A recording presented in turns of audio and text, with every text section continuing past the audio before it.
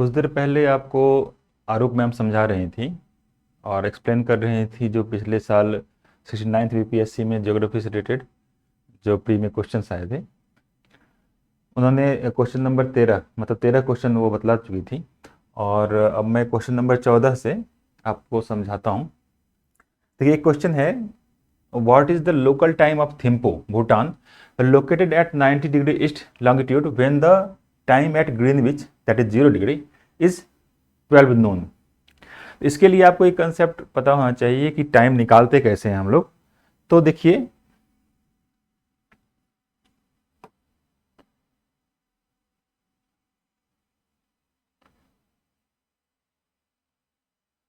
अर्थ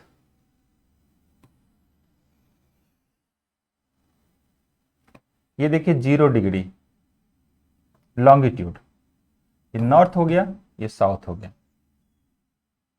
ठीक है, क्योंकि अंग्रेजों का कब्जा था उस समय जब ये विभिन्न तरह की खोजें हो रही थी, तो उस समय अंग्रेजों ने ये सेट किया कि इंग्लैंड में एक ग्रीनविच है जिसको उन्होंने माना कि वो 0 डिग्री है, वहीं से टाइम का काउंट शुरू होगा। तो यहीं पे मान लीजिए इंग्लैंड है, ये ग्रीनविच है कोई जगह, इसको ग्रीनविच लाइन या टाइम लाइन भी बोलते हैं, मेन ग्रीनविच लाइन बोलते हैं, 0 डिग्री लॉन्गिट्यूड। अब मान लीजिए ये 90 डिग्री थिम्पू वाला जो जगह है, ये थिम्पू है कहीं पे, मान लीजिए थिम्पू पता है ना कहाँ पे है, भूटान पता होगा, भूटान की राजधानी थिम्पू, ये 90 डिग्री पे। तो ये नॉर्थ है, ये साउथ है, ये अगर अर्थ है तो इधर नॉर्थ, इधर साउथ, इधर साइड ईस्ट, इधर साइड वेस्ट। तो एक मान लीजिए अर्थ क्या है, गोले के समान है, वो घूमता है वेस्ट टू ईस्ट घूमता है, तो ईस्ट की तरफ जो है वो समय पहले आता है। मतलब अगर बोलेंगे, नहीं बोलते हैं कि जापान जो है वो उगता सूरज का देश है, क्योंकि वो ईस्ट में है, सबसे पहले सूरज सो कॉल्ड वहीं पे दिखता है, मतलब सब माना जाता है कि सबसे पहले, ये तो वैसे तो गोल है, लेकिन अगर एक जगह अगर मानेंगे हम लोग तो सबसे पहले मानते हैं कि जापान में निकलता है सबसे पहले सूरज, क्योंकि वो ईस्ट में है। तो ऑब्वियसली जैसे हम 0 डिग्री या ग्रीनविच लाइन से हम लोग ईस्ट की तरफ जाएंगे तो समय आगे की तरफ बढ़ेगा। ठीक है, मतलब पॉजिटिव समय होगा, यहाँ कोई समय पहले होगा, यहाँ उसके बाद वो सूरज यहाँ पे बाद में दिखेगा, इसी तरह उसके बाद इस जगह पे सूरज दिखेगा। ठीक है, मतलब ईस्ट से वेस्ट की तरफ समय जो है घटता जाएगा। एक तो ये कंसेप्ट हो गया, और दूसरा ये चीज कि जो पृथ्वी है वो गोले के समान है, और जानते हैं कि 24 घंटे में वो गोला पूरा चक्कर लगा लेता है, मतलब दिन रात हो जाता है, मतलब कि 24 घंटे में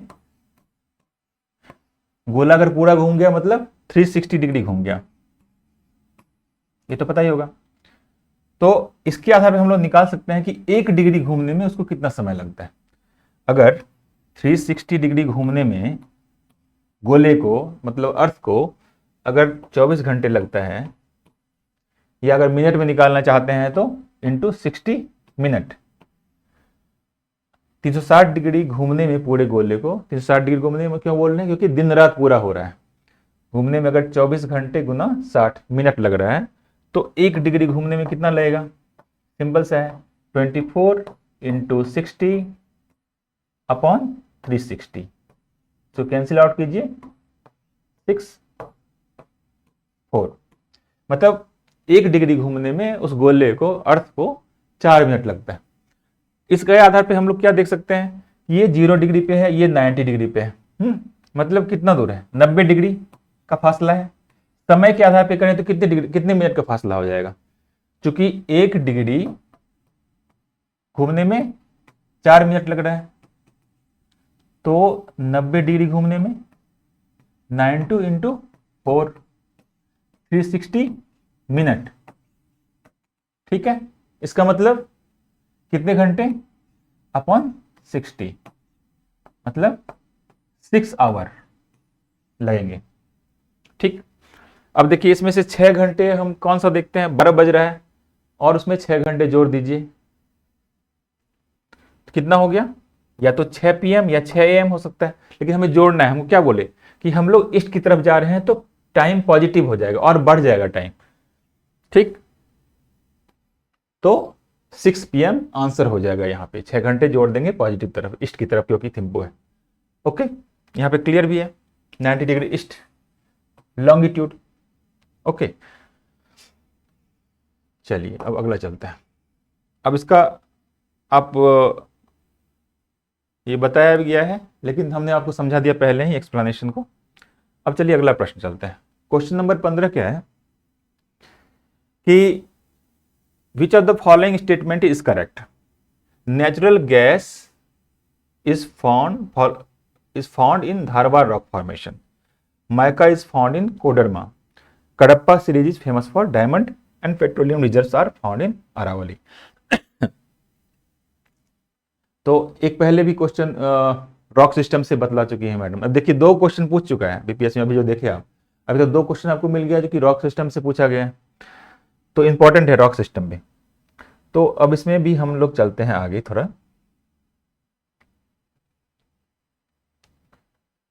अब देखिए नेचुरल गैस या कोयला, इस तरह की जो चीजें हैं वो सेडिमेंट्री रॉक्स में ही मिलेंगी।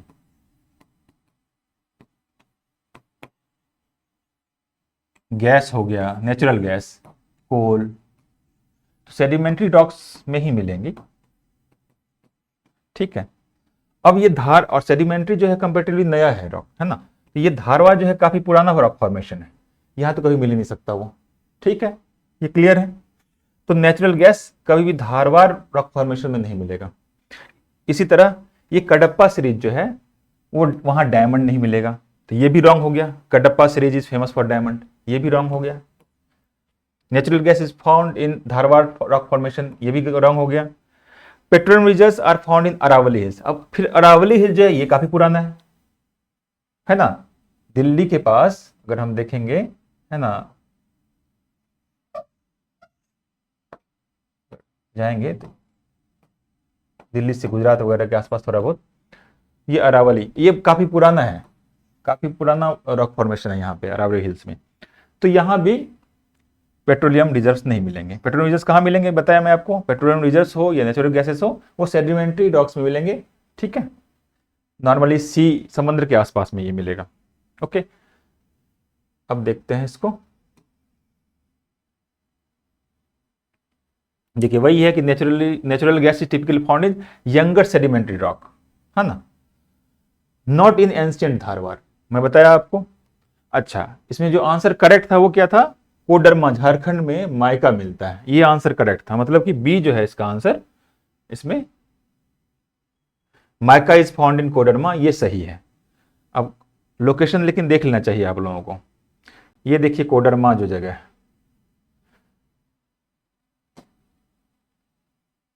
देखिए ये कोडरमा वाला इलाका है, ये गिरिडीह वाला इलाका है। इस सब जगह पे माइका बहुत ज्यादा पाया जाता है, बहुत ज्यादा। ठीक है, तो ये आंसर जो है इसका सही है, बी, मतलब mica is found in Koderma सही है। अब देखिए मैप अगर देखिएगा तो बहुत सारी चीजें आपको क्लियर होंगी। कभी हो सकता है कि आपको दे दे कि आपको 4 दे दिया, मान लीजिए चतरा, ये चतरा है, ठीक है, दिख रहा होगा आपको, चतरा दे दे आपको गिरिडीह, है ना, आपको दे दे पलामू, और दे दे मान लीजिए पाकुर। अब यही पूछ देगा कि कौन कौन सा इसमें डिस्ट्रिक्ट झारखंड के बिहार से टच करते हैं। ठीक है, तो मैप अगर आपको ध्यान रहेगा तो आपको पता चल जाएगा, नहीं नहीं पाकुर जो है वो नहीं टच कर रहा है। ठीक है, क्योंकि यहीं तक है बिहार वाला पोर्शन जो है। पलामू देखिए ये वाला पोर्शन टच कर रहा है, चतरा पोर्शन टच कर रहा है, गिरिडीह पोर्शन टच कर रहा है, लेकिन पलामू टच नहीं कर रहा है, वेस्ट बंगाल से टच करेगा वो। तो आपको मैप ध्यान रखना होगा पढ़ते समय। इनफैक्ट ज्योग्राफी जब भी पढ़ें आप लोग मैप से ही पढ़ें। अगला प्रश्न पे चलते हैं। अब देखिए how many latitudes are there on the globe drawn at 1 degree interval. अब देखिए ये भी लैटिट्यूड लॉन्गिट्यूड का क्वेश्चन है, और अगर देखेंगे तो ये क्वेश्चन अभी जो मैंने बताया टाइम वाला, थिम्पो वाला, वो दोनों क्वेश्चन 11th क्लास के चैप्टर 3 प्रैक्टिकल बुक्स जो है ज्योग्राफी की, जो प्रैक्टिकल बुक के लिए, उसमें से दोनों क्वेश्चन आए हुए हैं same to same. Even numerical सोचिए आपको सेम टू सेम मिल जा रहा है। तो चलिए इसको देखते हैं, how many latitudes are there. Latitude किसको कहते हैं? लैटिट्यूड किसको कहते हैं? जैसे मैंने याद किया था, जो लेटा हुआ है वो लैटिट्यूड हो गया। एग्जाम्पल के तौर पर सिंपल सा, जैसे ये मान लीजिए ग्लोब है, ये लगता है ना लेटा हुआ हो, तो लैटिट्यूड हो गया। जो 0 डिग्री पे लेटा हुआ उसको क्या बोलेंगे? इक्वेटर वही हुआ है ना, विषुवत रेखा जिसको बोलते हैं। इधर नॉर्थ पोल, इधर साउथ पोल, इधर ईस्ट, इधर वेस्ट। लेटा हुआ को लैटिट्यूड और लंबा सा जो है वो लॉन्गिट्यूड। ठीक है, याद रखने के लिए। तो क्वेश्चन है कि how many latitudes are there on the globe drawn at 1 degree interval. तो अगर एक एक डिग्री, ये देखिए 90 डिग्री पे है ये, अगर इसको छोड़ दें, इक्वेटर को छोड़ दें, 0 डिग्री को छोड़ दें, तो इसके ऊपर कितनी, एक एक डिग्री पे अगर हम करें तो टोटल कितना यहां पे रहेगा? 89 89 रेखाएं खींची जा सकती हैं 90 वाले को इंक्लूड करके, एक एक डिग्री के फासले पे। इधर साइड भी 89 की जा सकती हैं। थोड़ा ट्रिकी क्वेश्चन है, नॉर्मली लगेगा कि अच्छा नहीं 180, लेकिन नहीं, 89 उधर 89 इधर, एक इक्वेटर का बचा हुआ, ये वाला लाइन तो हमने जोड़ा नहीं। तो 1 डिग्री के अंतराल पे कितना हो गया? ऊपर में 89, मतलब नॉर्दर्न हेमिस्फीयर में 89, साउदर्न हेमिस्फीयर में 89, गुना 2 मतलब प्लस जो एक है वो, तो कितना हो गया? 178 प्लस 1 इज इक्वल टू 179, मतलब 1 डिग्री पे के अंतराल पे 179 रेखाएं खींची जा सकती हैं। मतलब आपका आंसर हो जाएगा ये वाला, है ना, सी। चलिए अब आगे देखते हैं। ये देखिए यही है, इक्वेटर मान लीजिए बीच में, थोड़ा सा 3D वाला इमेज है इसलिए आपको ज़्यादा क्लियर नहीं हो रहा होगा, लेकिन इस तरह से आंसर इसका। 17वां क्वेश्चन चलते हैं। यह है कि the average height of the Kosi plain from mean sea level is. अब देखिए इसमें क्या है कि थोड़ा सा आपको, कोसी प्लेन जान रहे हैं, प्लेन होगा तो वैसे भी कम ही हाइट पे होगा, ठीक। और अगर ज्योग्राफी पढ़े होंगे, एनसीईआरटी में सारी चीज़ें मिल जाएंगी आपको, अधिकांश चीज़ें मिल जाएंगी आपको, एनसीईआरटी जरूर पढ़ा कीजिए आप। तो प्लेन में हम लोग जब गैंगेटिक प्लेन की बात करें तो दिल्ली साइड में कंपेरेटिवली ऊंचा है और धीरे धीरे नीचे की तरफ हो रहा है वो। जो ईस्टर्न साइड है गैंगेटिक प्लेन का, मतलब बिहार वाला एरिया, तो वो कंपेरेटिव नीचे की तरफ है। और गैंगेटिक प्लेन में ही पार्ट है कोसी प्लेन का, क्योंकि कोसी जो है सहायक नदी है गंगा की। तो इसका आंसर वैसे 30 मीटर होगा। अब एक डायग्राम से आपको दिखाते हैं। ये जो सी जो आंसर है 30 मीटर, यही है एवरेज हाइट कोसी प्लेन की। जैसे एक एग्जांपल से देख लीजिए, ये पूरा कोसी का कैचमेंट एरिया है, मतलब इंक्लूडिंग नेपाल में।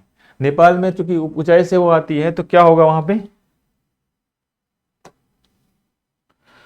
जो ऊंचाई से आती है, तो आप डायग्राम देख पा रहे होंगे। देखिए ये जो है डार्क ब्राउन जो कलर दिख रहे हैं वो पहाड़ियां हैं पूरा। अब इसकी ऊंचाई 1500 मीटर, ये 1500 मीटर पे है। ये वाला जो है वो 1000 से 1500 मीटर पे है।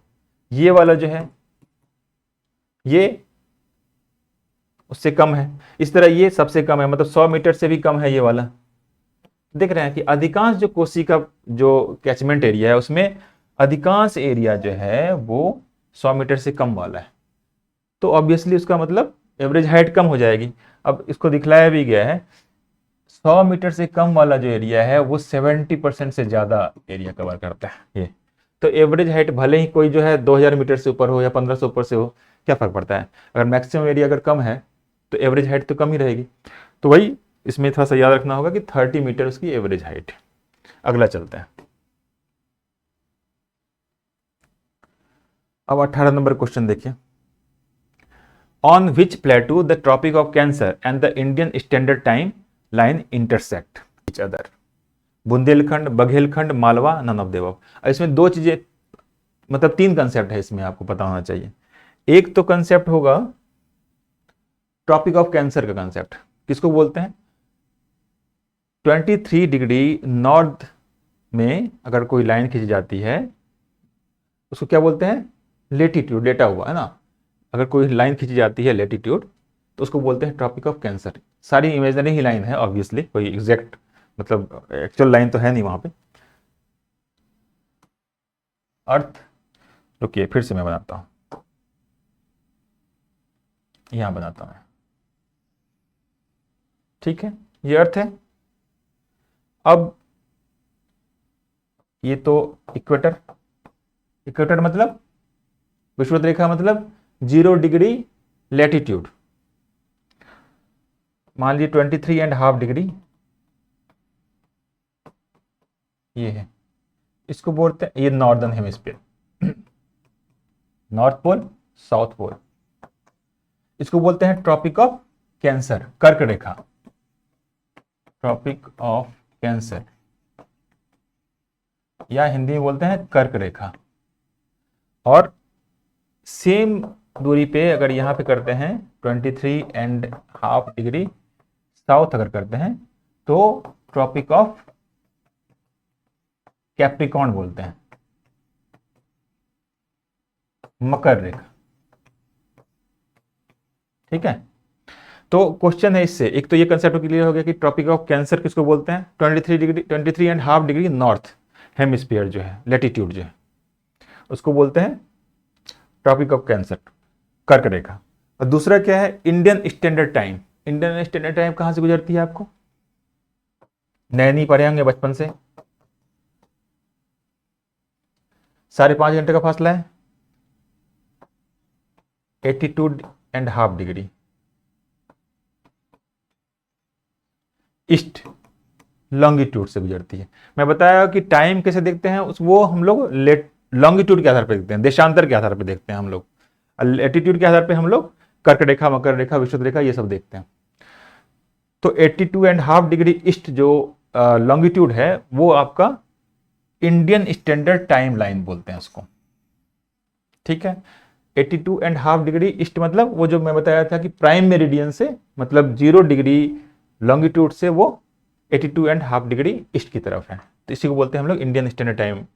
अब ये दोनों कहाँ मिलेंगे, ये दोनों मिलते हैं, थोड़ा सा अब थोड़ा सा आपको मैप की जानकारी होनी चाहिए, ये दोनों मिलते हैं मालवा प्लेटू पे।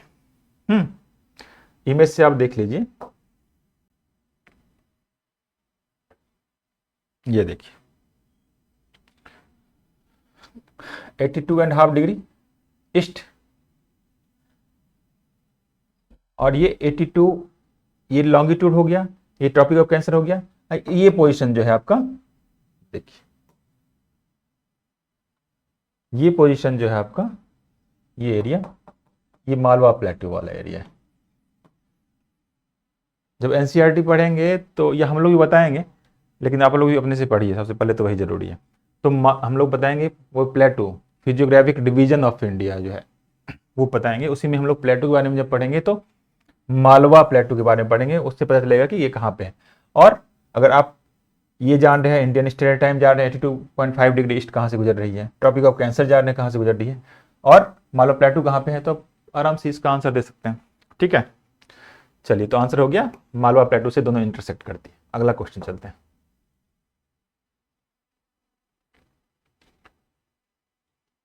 एक है कि which district of Uttarakhand is not situated along the Tibet boundary. अब देखिए ये प्योरली मैप बेस्ड क्वेश्चन है, Uttarkashi, Chamoli, Almora, none of the above. अब देखिए मैप देख लीजिए, समझ में आ जाएगा आपको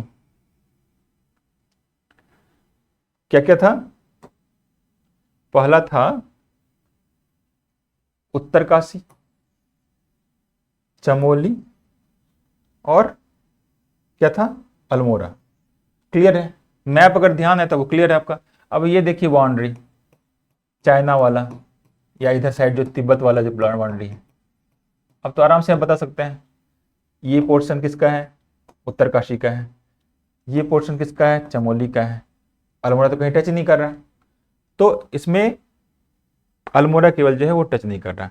और अगर हम बोलें कौन कौन सा टच कर रहा है, तो एक उत्तरकाशी टच कर रहा है, एक चमोली, एक पिथौरागढ़, ये 3 डिस्ट्रिक्ट जो हैं वो टच कर रहे हैं इसके उत्तराखंड के। अब ज्योग्राफी में जो 69th बीपीएससी में जो लास्ट क्वेश्चन है, बाकी चीज़ें तो बता दिया है, वो देखिए एक है El Nino. Where does the El Nino current flow? The Pacific Ocean, the Indian Ocean, the Bay of Bengal, more than one of the above. अब देखिए ये क्वेश्चन तो एल निन, ये तो फैक्ट है कि कहाँ वो फ्लो करता है, लेकिन उसके लिए आपको जो समुद्री धाराएं बोलते हैं, महासागरीय धाराएं, ओशनिक करंट, उसकी जानकारी होनी चाहिए। और एल निनो बहुत अच्छा कंसेप्ट है जो पूरे विश्व के एक तरह से मौसम को प्रभावित करता है, मानसून को प्रभावित करता है। इंडिया में भी ये बहुत ज़्यादा प्रभावित करता है। जब ये स्ट्रांग होता है या फिर एल निनो जिस मौसम में आता है, उस मौसम में मानसून भारत में मानसून से बारिश कम होती है। ठीक है, अब देखिए इसका डायग्राम देख लीजिए, इससे क्लियर हो जाएगा। अब ये देखिए, ये पैसिफिक ओशन है। एक्चुअली एल निनो जो है एक वार्म करंट है, हम्बोल्ट करंट, जैसे ये साउथ अमेरिका है, यहाँ से हम्बोल्ट करंट जाती है जो कि कोल्ड करंट है। वार्म करंट, कोल्ड करंट, ये सब का मैं कंसेप्ट बताऊंगा बाद में। आप लोग एनसीईआरटी पढ़ते रहिए। तो यहीं पे ये स्पेसिफिक ओशन में ही ये वार्म मूवमेंट होता है, वार्म करंट जाती है, जिसको ला निना बोलते हैं। उसी कारण मतलब ला निना का इफेक्ट, एल निनो का इफेक्ट आता है, सॉरी एल निनो का इफेक्ट आता है। और एल निनो का रिवर्स, मान लीजिए किसी साल अगर एल निनो है तो इंडियन मानसून जो है खराब रहेगा, बारिश कम होगी। लेकिन मान लीजिए किसी साल ला निना है, मतलब उसमें मौसम सारी चीज़ें जो है पलट जाती हैं। एल निनो के एकदम उल्टा, उसमें क्या होगा कि मानसून बहुत ज़्यादा आएगी और बारिश बहुत ज़्यादा होगी भारत में, ठीक है, इंडियन सब कॉन्टिनेंट में। तो हम लोगों ने 20 क्वेश्चन, मतलब मैं बताया 14 नंबर क्वेश्चन से लेके 20 नंबर क्वेश्चन तक, उससे पहले मैडम बता चुकी हैं आपको। तो ज्योग्राफी के क्वेश्चंस को हम लोग कर चुके हैं जो 69 बीपीएससी में। तो ये देख रहे होंगे कि आप लोग को अधिकांश क्वेश्चन जो है वो मैप बेस्ड है, एनसीईआरटी से है। तो आप लोग जब भी ज्योग्राफी पढ़ें, एनसीईआरटी से पहले पढ़ें और मैप को बार बार देखें। और अब नेगेटिव मार्किंग है। नेगेटिव मार्किंग में क्या होता है कि अगर कुछ भी जान रहे हैं, जैसे कि एग्जाम्पल के तौर पे मैं एक आध दिखता हूं शायद, जैसे एग्जाम्पल के तौर पे देखिए, उसमें दिक्कत होती है विशेषकर जब क्वेश्चंस ऐसे हों जो कि आप को एक से ज्यादा को चुनना हो तब। ठीक है, एक से ज्यादा वाला चुनने वाला अगर क्वेश्चन है तो फिर दिक्कत हो सकती है ना। एक मिनट, तो आपको पता होना चाहिए सारी चीजें, है ना। अब जैसे यही है क्वेश्चन,